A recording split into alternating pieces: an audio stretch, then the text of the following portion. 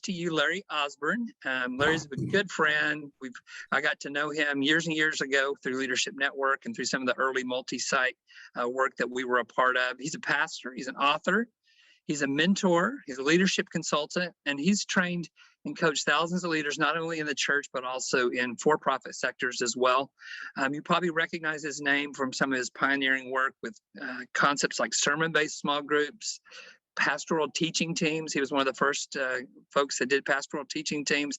Of course, video venues. I call him the grandfather of video venues and multi-site churches. His fingerprints are really found in ministries and churches across the country and really around the world. So I'm excited to have an opportunity for you to hear from Larry about some of the things that he's learning and seeing his work at North Coast as well as other churches around the country. So welcome, Larry. I really appreciate your being here with us. And just a reminder to folks, add your questions to the Q&A, and we'll get to a Q&A session here in just a little bit. Perfect. Okay.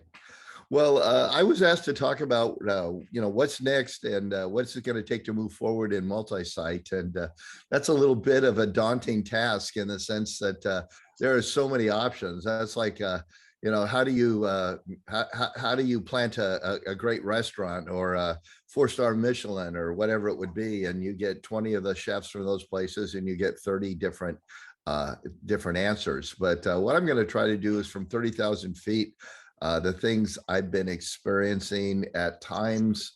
Part of my giftedness has been to see mentally model things in the sense of seeing unintended consequences. So that's where I'm going to go.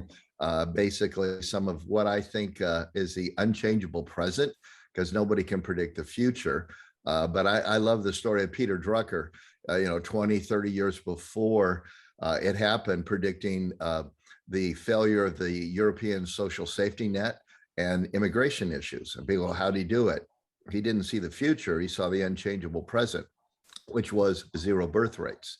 And if you have zero birth rates now, it's kind of clear, if you stop and think about it, where things are going to be in the future. And those were two of the things he saw. So let me just kind of ramble on a series of things. I didn't want to do slides because I wanted to be as fresh as I could with this. So, but the first thing is this, is I think we're going to, moving forward successfully, we're going to need to clarify our definitions. And some of us have already done that very well. But we live in a world where people use the same words, but different dictionaries. You certainly find that in our culture and politics these days, but it's always been true in churches as well. I used to ask a Baptist church, how big is your church? And I get one number. And then I had to follow up with another question, how many people show up? If I'd ask a Lutheran church, they'd tell me how many adults were in worship. Then I'd have to ask how many kids. I'd ask a new non-denominational plant, and I'd just have to, drop 20%, and I'd get my number. But everybody's really being honest within their framework. It's just kind of how it works. So let me talk about multi-site, something that for a long time has been an issue with me. And that is, there are two kinds of what we call multi-site. The first is multi-congregational, and the second is truly multi-site.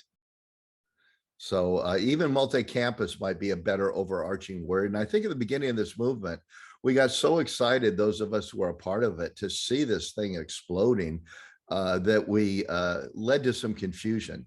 And both of them are great models. The multi-congregational model has been around since the beginning. It's a great church, and somebody else wants another church like that. And the mark of a multi-congregational church is live teaching. And in about 85 to 90%, we're both the same. Multi-site, by the way, would be a primarily video teaching church. So much is the same, but a couple things are different as you think about them going in the future. Multi-congregational churches are simply long gestation church plants. Every church movement started as that, a great church, and then somebody else wanted it. And as they got larger and larger today, we call them denominations. And like I said, I am all for that as a model. I think it is the only model to do, especially when you have somebody who's a teaching leader. Lead pastors tend to fall into two categories, teachers who lead and leaders who teach. And so when somebody's primary gift is a teaching gift, they're going to want to do that. But over time, what always is going to happen in the future, and it has happened in the past, is they will eventually say, hey, we need to go on our own, or will be forced economically to stay under an umbrella they don't like. Can I say denominations and a bunch of other things? And that usually will happen when Moses dies, because everybody's going to think they're Joshua. And I think all of you, as I say this, can see it over and over and over in places. But I think it's important to realize that's where it's heading. Like I said, it's a great model. It's the one the Lord has used forever. Multisite, on the other hand, is video teaching, and I've never seen a video church spin off, because everybody's already left by the time they'd want to spin off. Now, I personal opinion, I'm not a big fan of video when you have one teacher that is teaching all the time. But way back when North Coast was just approaching 300 people, we moved to a teaching team. And that, that to me keeps it a little better off when there's a pastoral change or anything happens. But the reason I say multi-site is everybody thinks, oh man, it's a bummer. We're not going to be one church anymore when you go to two services, but you are, because you same message, same DNA being taught through it, same teacher. Then you go to different days. Oh, we're not one church. And oh, yes, we are. You go to different sites. If it's the same message, not same message by different people, but the same message by a team, you really are a multi-site church at that. And then you need to think about your future in terms of a larger church and how it's going to have its transition, whether it's a forced transition from a moral failure or a death, or a planned transition is going to have some of the same issues that go on. So the first thing is clarifying our definitions, because that will help us figure out where we're actually heading in the long run. And then we need to, and by the way, I'm going to say why each of those, the advantage of each of those in a few moments, but then we need to clarify our motivation. Why are we doing this? And I see three motivations out there. Two of them are great, one of them not so good. The first one that's not so good is FOMO, the fear of missing out. Multi-site for a while became the sexy thing to do, to be able to say, hey, we have multiple campuses, even if they sucked, it didn't matter. It's like, we're able to say that. And so people were jumping on the bandwagon because everybody else was doing it, and they thought they had to do it. As a leading church in that movement, one of the things we tried to do is train and help other churches do that. And we knew that our training network no longer needed to focus on it when the Outreach 100 started saying not only who's the pastor, what city, how many, but how many sites. It's like, okay. But the bad news is that people felt like they needed to have that. It was the sexy new thing. Another model of motivation, though, and this is the one you got to figure out where you're coming from, because again, they'll have slightly different trajectories. Both are good, is what I call pioneers. And the other is what I call settlers. So there's the bandwagon folks, the pioneers, and the settlers. The pioneer, first of all, every pastor has a map on the wall. It might not be physical map on the wall, but there's a map on the wall. And on that map are little pins with a little red and green little tops on them. And for one pastor, that map will have pins that show where they're going to go. And another pastor those pins will mark where they are. And the pioneers are the ones that have a map of where they want to go. And so they're doing studies to find out where a church is needed. And they're going somewhere that they don't have any real connections. That is high hanging fruit and hard to do. Where I see it successful is when it's led by a Macedonian call rather than idealism.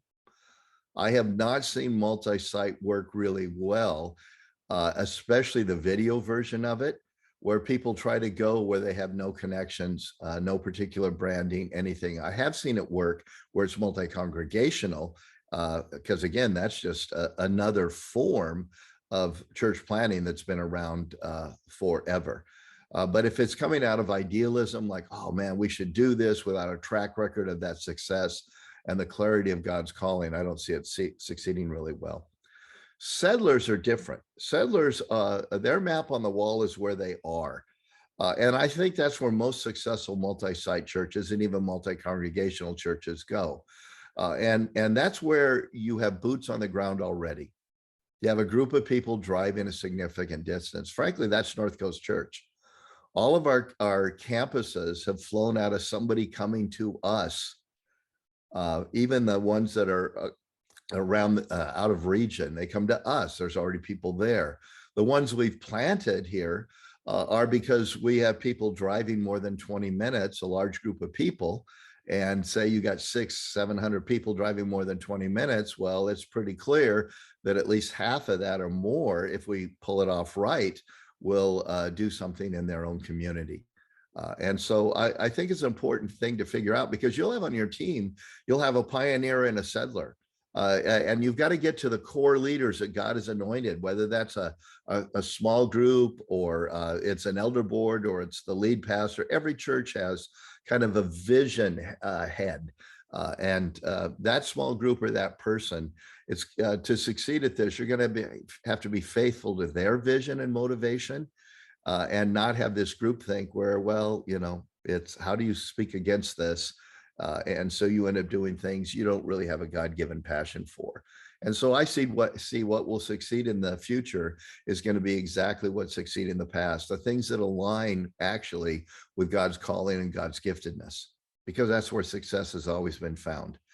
And things that align with idealism and a guilt gene have a long history of shipwrecked good ideas that didn't work out so well. So let's talk for a few minutes now about what hasn't changed and won't change as I look into the future in my mind. The first one is this, the 20-minute drive time barrier. Come and see evangelism and youth involvement disappear at about 20-minute drive time. And what you've got is you've got certain churches where people are actually coming for the teachers.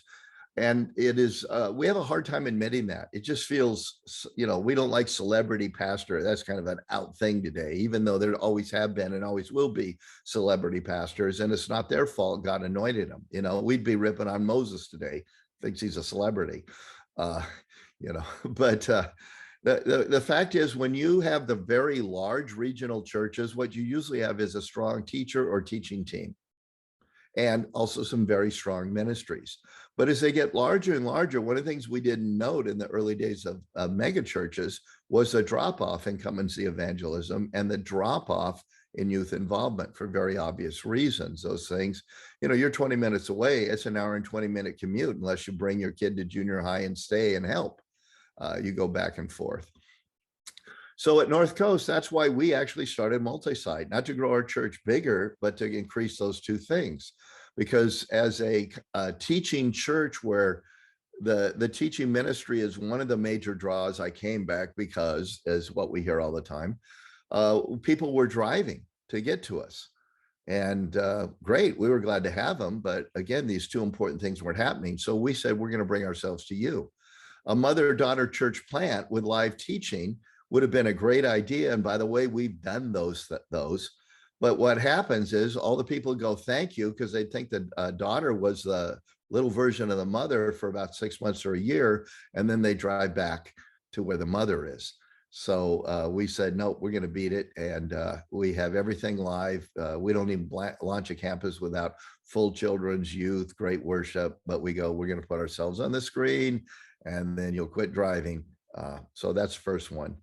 The second is geographical barriers. As we go forward, they're going to continue. Successful campuses are almost always regional. And there are a few outliers who have learned with celebrity churches or celebrity pastors who have learned to launch a campus way outside their regions. But even great churches like LCBC, I think of, that has done it so well, and Life Church, I mean, you don't find them in California, you don't find it in Washington, or if you do, it's quite small. By the way, that ministry is much more regional than we think. You know, out here in California, people are always surprised at all the big names on the East Coast and Southeast. None of our people know who they are. And you go to the Southeast and stuff, nobody knows who we are, and the larger churches. So it's much more regional than we think. Microsites are cross-regional and national, and I think they will continue to be. But microsites seldom become campuses. In the early days of this movement, a lot of us thought they would, but we just don't have evidence that that happens unless something really weird takes place. So we used to have this model of, oh, we'll do this to a microsite to a campus. And since we found it never worked, we threw that model away. A third thing that I think is going to continue in the future are the complexity barriers. A lot of things hit a ceiling because of complexity. You know, if there are two of us or two campuses or two services and we work together, we have two lines of communication. You go to 3, we have 6. You go to 4, we have 12. You go to 5, we have 20. It exponentially increases its complexity. And so I think going in the future, there's going to be a lot of churches with 1 or 2 campuses, fewer with 3 or 4, and very few with 4, 6, 9, 10, whatever it would be.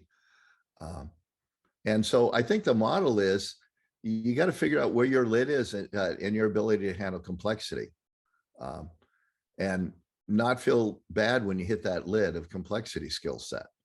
And we got to not drive other churches to feel guilty with that. The fourth thing that won't change as I look forward is the need for what I would call a big L leader.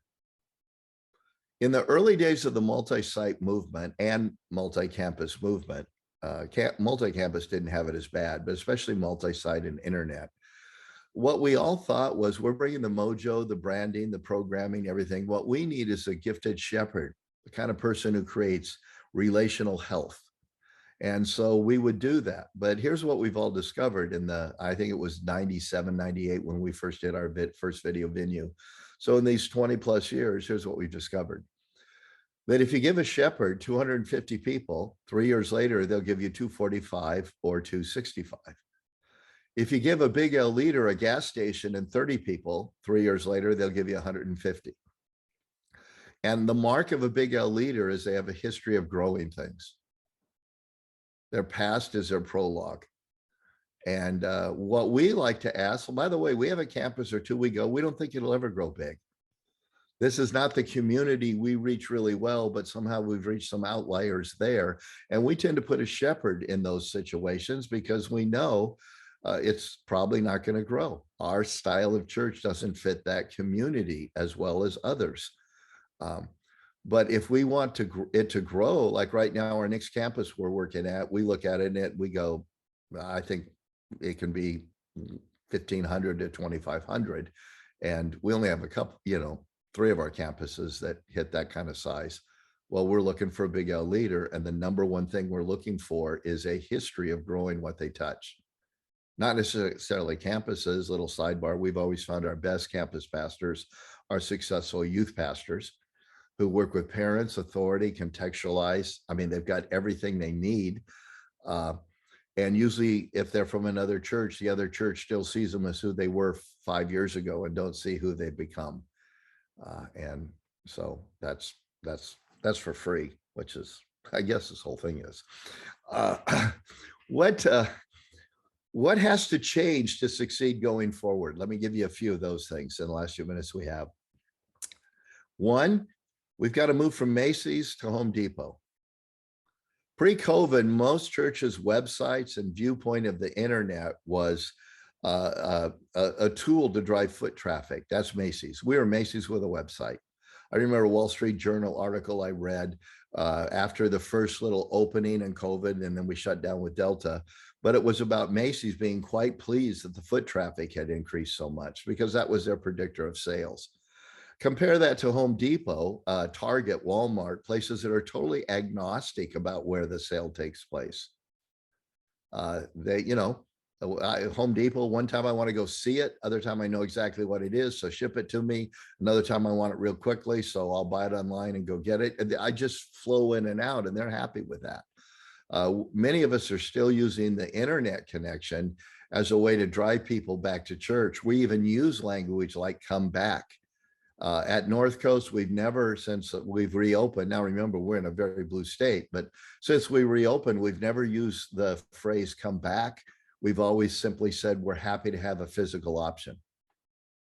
because we don't want those who, for whatever reasons, aren't coming back to feel like we're mad at them or second class. Because frankly, the main people who feel like everybody's got to be in the room are those of us that are on stage. The speakers and the worship leaders, like, dude, I need you here.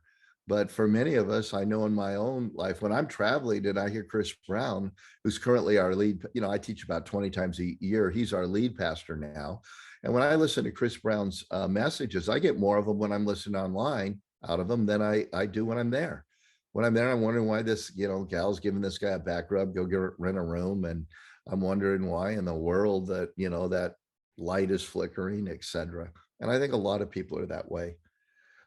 We need to look at the internet as a delivery system, not a campus going forward, be the second, from campus to delivery system. And kind of running out of time, but just real quickly, a couple others is, I think the third was we need to move from the internet, which is such a part of multi-site, actually going forward. That's why I'm talking about it.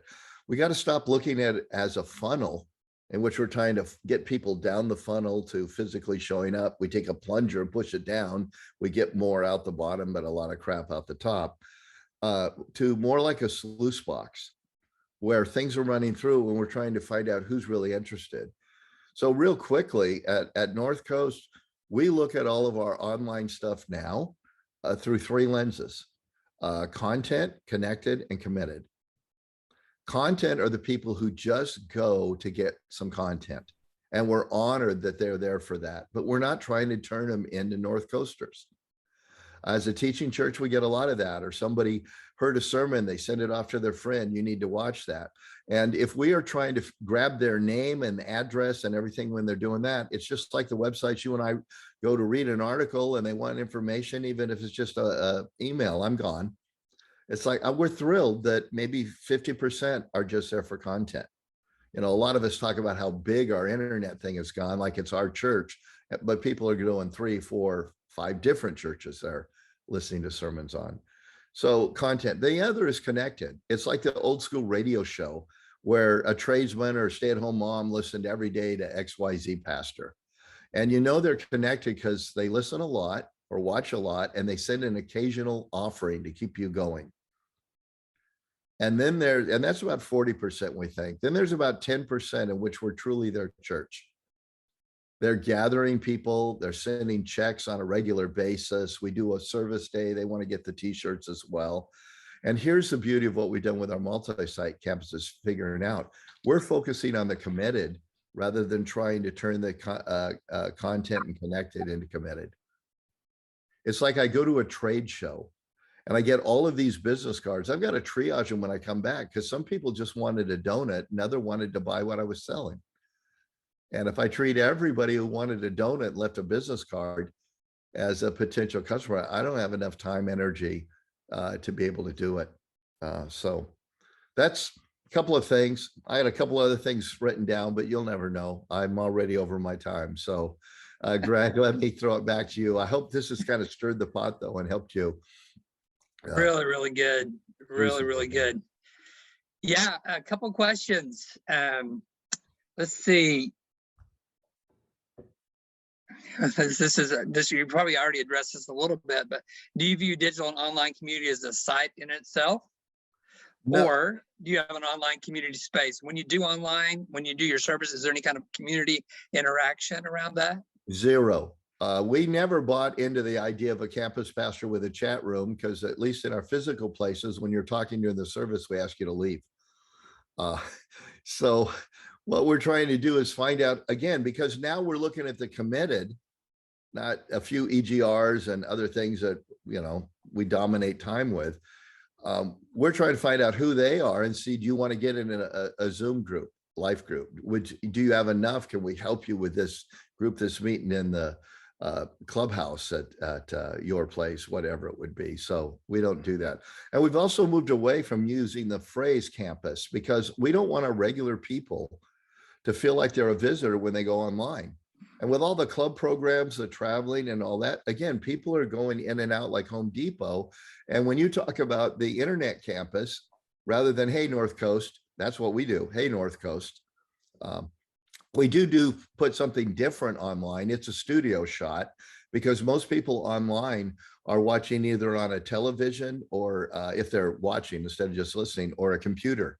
And facial expressions are so key to communication that we shoot a little table waist up, not quite as good a sermon, but much better tool right now. And then our venues get a live feed of us on stage. And our sermons, we feel, are much better to a live audience. But you got this little tiny person on the TV. It works great with a 16-foot screen, 14-foot screen, but not so good there. Yeah, I tell the guys at our church, I said, it feels like I'm looking over the shoulder of somebody, you know, into that, not really a part of the experience, sometimes a live stream. Yeah, So yeah, it has everything to do with the size of the screen. And I don't think most people have thought that through. And then your natural tendency is always to do your best performance. And I'm sarcastic, man. That's hard to do to a camera. Like, I don't know whether that went over or not. And Chris Brown's could be a comedian and that with a crowd. But we would rather put not our best sermon that actually communicates better than make it all about us being the best we can be. We want the package at the end to be the best, and people will get more out of something on that screen where they can actually see. Yeah, that's good. On the thing that you used, the produce thing, obviously that's a pre-recorded. Yeah, I'm recording. I'm on this weekend. I'll record it at 1 o'clock our time today. Okay. Yeah. Very And then good. Saturday's a live feed to all our campuses. And then Sunday, we actually use Saturday again because Murphy lives in the live feed. So you just say today instead of tonight, and you don't tell a story about earlier in the day, and you're good. No one knows. Yeah. Yeah. And with a lot of online stuff, you don't even have to make sure you're wearing the right shirt, right? Yeah. I remember back in the day, you would say, since you recorded you were showing the stream from Saturday night, if you were on campus on Sunday, you were wearing the same shirt you were on Saturday night. So you'll have to do that on the Vista campus with all its venues. Yeah, that's true. That's true. That's true. Other questions? We got time for maybe one more.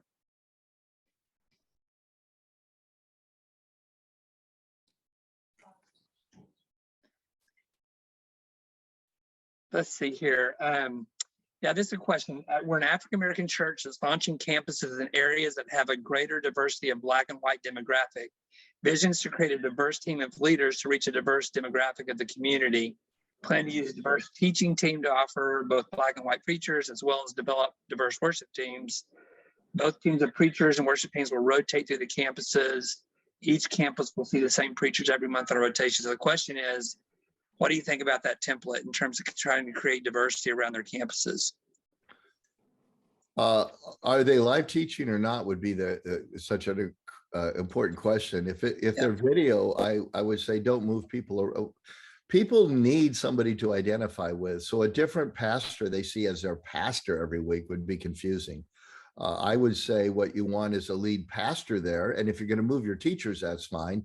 That would be a bit like at North Coast, where whenever Chris Brown or I visit the church, we're their teachers, we're not their pastor. We don't suddenly get a big line because people need somebody who's there on the ground they can talk to. They see that knows their name, and so I would say you'd need to do that. And a diversity works very well until you try to have diversity of values.